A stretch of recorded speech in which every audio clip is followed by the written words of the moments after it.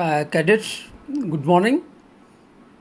आज हम जो first year, second year, third year में एनसीसी का सिलेबस है, सिलेबस में यूनिट नंबर 2 में राष्ट्रीय एकता तथा उसके बारे में जानकारी के बारे में हम देखेंगे।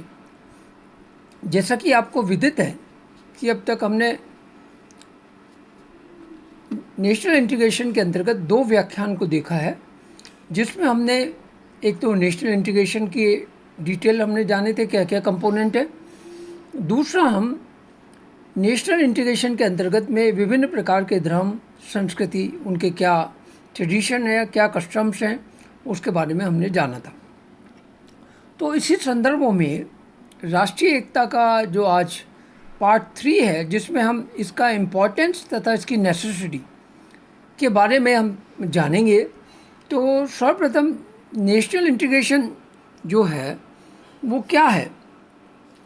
तो basically national integration is the awareness of A common identity among the citizen of a country, यानी कि किसी एक संपूर्ण संप्रभु भूभाग में रहने वाले समस्त निवासियों के अंतर्गत राष्ट्रीय एकता का भाव पैदा हो, वो अपने आप को उस देश का नागरिक समझे, उसे हम राष्ट्रीय एकता कहते हैं। इसका मतलब यह है कि this mean all that we all belong to the different caste, religion, region and speak different language, but we are all one. यानी कि हम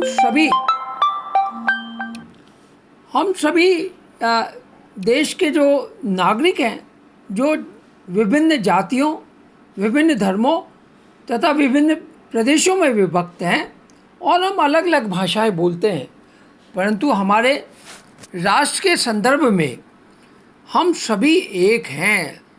तो इस आधार पर हम ये कह सकते हैं कि देश के किसी भी भाग में अगर कोई घटनाक्रम हो रहा है और हमें उसका एहसास होता है, उसका महत्व पता लगता है, तो हम कह सकते हैं कि ये राष्ट्रीय एकता की भावना है।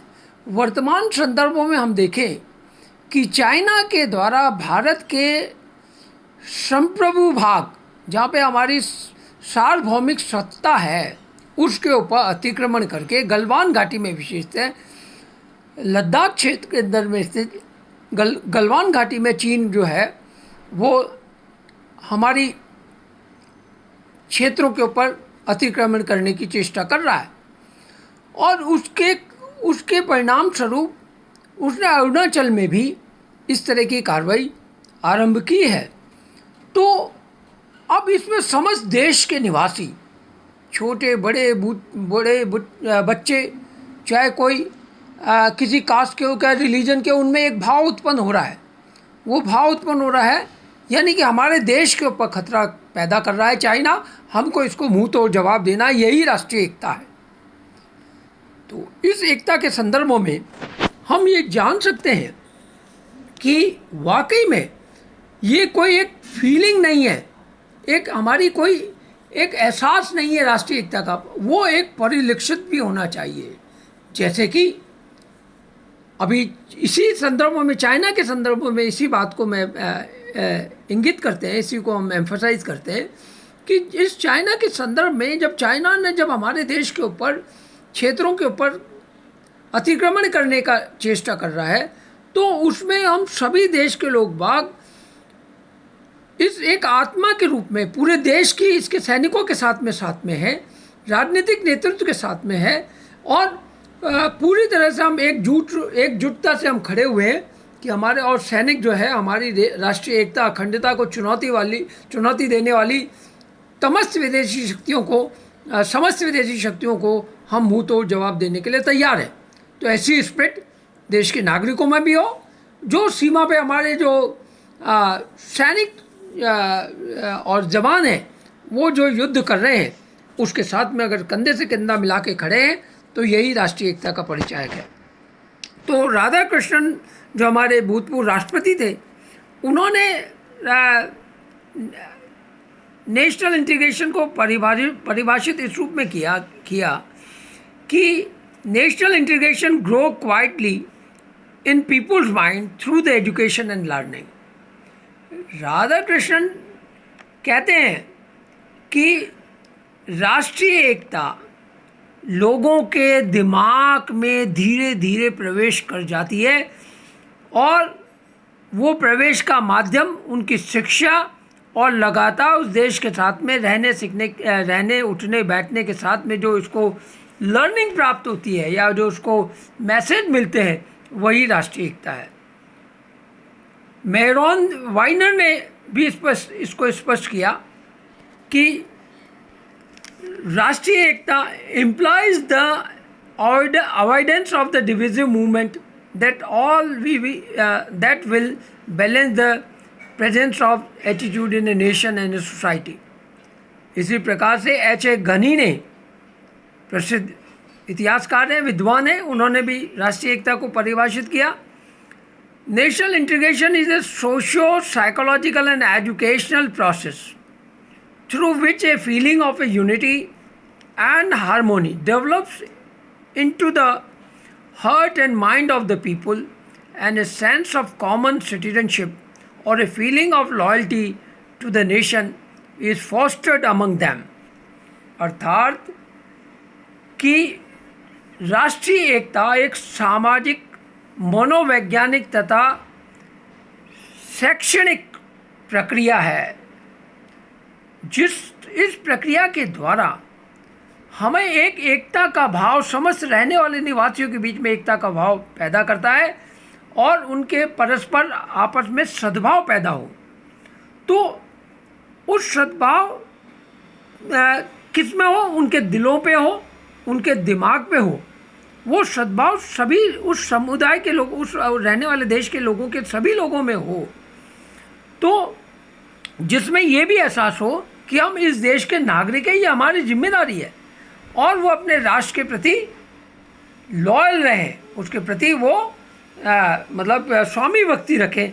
तो ये सब चीज़ों का से ही राष्ट्रीय एकता का भाव पैदा होता है। अतः भारत एक संप्रभु, समाजवादी, धर्मनिरपेक्ष, लोकतांत्रिक एवं गणतांत्रिक देश है, जिसमें विभिन्न जाति, धर्म, रीति रिवाज, भिन्न भाषा बोलने वाले लोग सौहार्दपूर्ण मिलजुल कर रहते हैं। इसे ही हम राष्ट्रीय एकता का परिचय कहते हैं। हमारी राष्ट्रीय एकता का एक बहुत बड़ी विशेषता है अनेकता में एकता। ये एक अपने आप में एक बहुत अद्भुत उदाहरण है कि हमारे देश में कन्याकुमारी से लेकर कश्मीर तक, अगर पश्चिम में राजस्थान या गुजरात से लेकर असम, अरुणाचल तक में विभिन्न प्रकार की वैविध्यता मिलती है, यानी diversity, unity in A diversity, यानी कि अनेकता में एकता हमारे देश की प्रमुख उदाहरण है। यह अनेकता हमारे विभिन्न प्रकार के धर्म, बोली, भाषा, खान पान, रीति रिवाज, प्राकृतिक तथ्य तथा विभिन्न उत्पादन प्रक्रिया आदि सभी में विविधता मिलती है। परंतु इस विविधता के बावजूद हमारे देश में रहने वाले लोग सब में एकता का भाव है, राष्ट्रीय एकता का भाव है। तो इस आधार पर हम ये कह सकते हैं कि भारत में भौतिक विविधता, सामाजिक विविधता के बावजूद पूरे देश के लोग बाग, उनके दिमाग और उनके हृदय में भारत देश बसता है और वो एकता के रूप में जुड़ा हुआ है, और यही हमारी मजबूती का आधार है। राष्ट्रीय एकता से हमारे शांति और सौहार्द और विकास के लिए आवश्यक है। यानी कि राष्ट्रीय एकता के लिए हमारे को क्या करना है कि पूरे देश में शांति बनी रहे, सभी लोग बाग अपने अपने कार्यों में अपना उत्तरदायित्व को समझते हुए महत्वपूर्ण योगदान करें, आपस में भाईचारा रहे, और जो विकास की प्रक्रिया है, देश को आगे ले जाने का क्रम है, वो निरंतर चलता रहे। वो उसके लिए राष्ट्रीय एकता होना जरूरी है। अगर ये एकता छिन्न भिन्न है तो कोई भी देश प्रगति नहीं कर सकता है, और प्रगति में विभिन्न प्रकार की बाधाएं इस एकता को नष्ट करने वाले तत्व उत्पन्न करते हैं। इसलिए परस्पर विश्वास व सद्भाव होना अत्यावश्यक है। इसमें राष्ट्रीय एकता के हम इसी को आगे बढ़ते हुए तो सभी लोगों के बीच में एकजुटता की भावना पैदा करने की एक ये सकारात्मक अवधारणा है।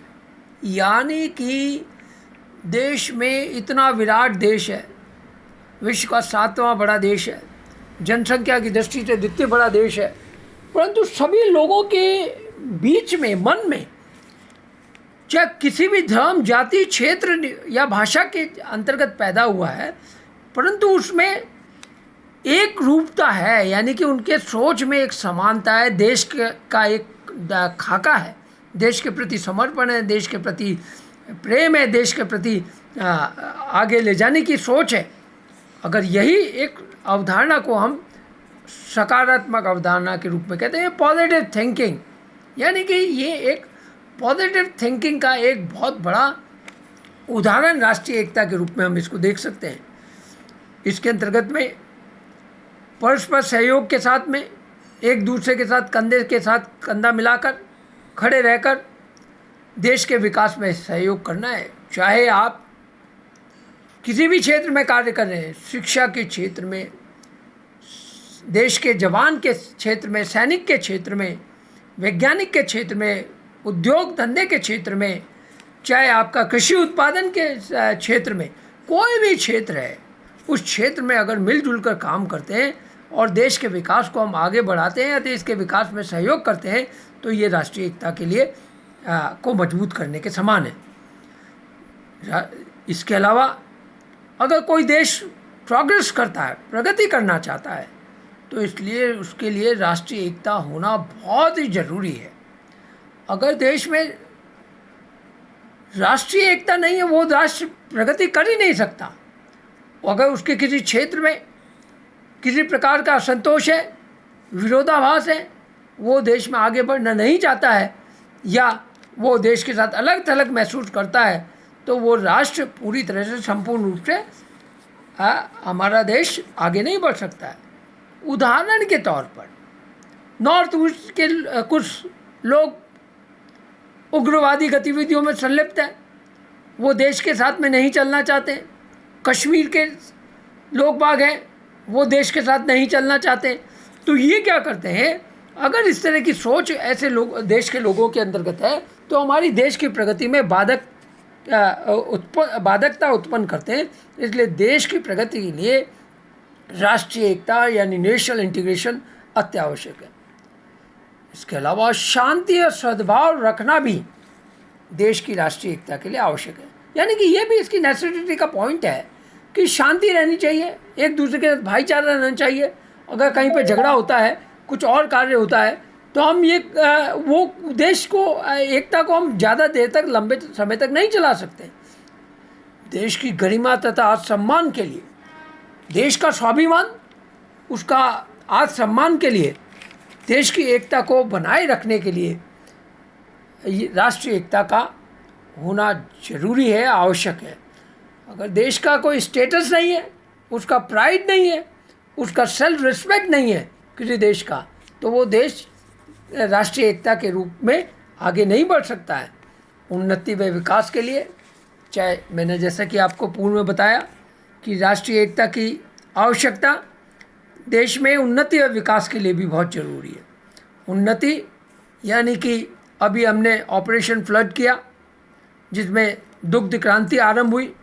दुग्ध क्रांति के बाद में अब हम ऑपरेशन के फ्लड के चौथे चरण की ओर बढ़ रहे हैं, जिसमें हम दुग्ध उत्पादन को हम और ज़्यादा सशक्त और सघन बनाने के लिए कार्य कर रहे हैं। जैसे हरित क्रांति थी, तो यानी कि उन्नति और विकास दोनों के दोनों, चाहे औद्योगिक क्षेत्र हो या साइंस टेक हो, चाहे डिफेंस का क्षेत्र हो, उसमें हमें उन्नति और ये के लिए राष्ट्रीय एकता होना अनिवार्य है। लोगों का वेलफेयर एंड भलाई, जिसे कहना चाहिए कि वेलफेयर से मतलब उनका कल्याण हो और भलाई से मतलब उनको बेनिफिशियल हो, उनको कोई सहायता मिले, तो उसमें उसके अंतर्गत में ये हुआ। अभी जैसे कोरोना पीरियड के दौरान में देश के अंदर में पूरे विश्व के संदर्भ में पेंडेमिक कोरोना की वजह से कल्याण और भलाई के लिए लोगों को मुफ्त में राशन दिया गया, उनके रोजगार छिन जाने के कारण से उनको खाने पीने की सुविधा मुहैया कराई गई। ये कल्याण और भलाई के लिए किया गया। आंतरिक सुरक्षा तथा कानून व्यवस्था बनाए रखने के लिए भी राष्ट्रीय एकता बहुत आवश्यक है। राष्ट्र की संप्रभुता तथा अखंडता के लिए भी राष्ट्रीय एकता का भावना होना जरूरी है। आप देखिए, एक बर्फ से आच्छादित क्षेत्र गलवान घाटी, लद्दाख के उत्तरी पूर्वी भाग में भारतीय सैनिक एक एक इंच देश की सीमा के लिए अपने जान न्यौछावर करने के लिए तैयार खड़े हैं। दुश्मन से पूरी तरह से सामना करने के लिए वहाँ पे मौजूद है।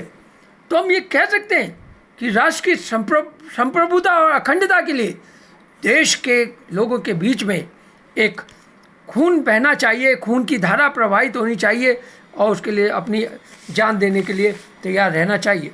इसी प्रकार से सांस्कृतिक तथा धार्मिक विकास के लिए भी राष्ट्रीय एकता जरूरी है। तकनीकी ज्ञान, सांस्कृतिक आदान प्रदान के लिए भी ज़रूरी है।